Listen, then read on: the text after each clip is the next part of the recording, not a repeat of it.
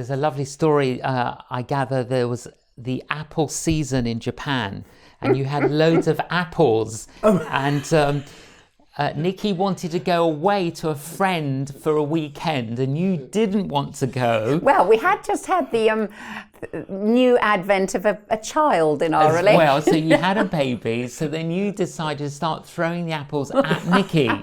So tell us that story. Oh, God.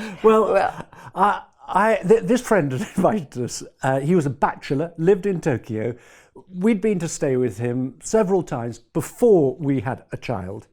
And he was social, gregarious, and loads of parties. Parties non-stop. Breakfast, coffee, lunch, tea, dinner, out, you know. And it was the Wednesday before we were due to go for the weekend. Sila said, I don't think I can cope.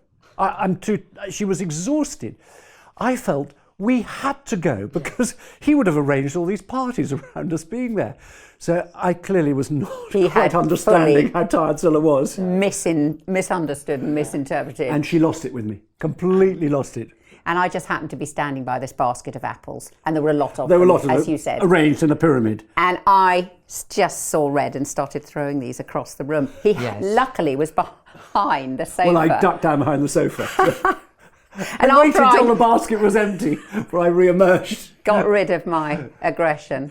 Then, and then you talked it through. Yeah, well, but we still didn't agree. And we prayed that night. Yeah. We prayed that evening before we went to bed. Said, Lord, what do we do? And into my mind, as we were praying, I thought, I'm more concerned about the embarrassment with our friend than I am about the welfare of Sila. Yes. And I thought, I need to say, I'm sorry, my darling, I haven't understood. I haven't taken enough account. I'll ring our friend and say we can't come. Yeah. The moment I said that, Sila said, oh, well, if you understand how tired I am, I'm sure I'll be able to cope. So we went.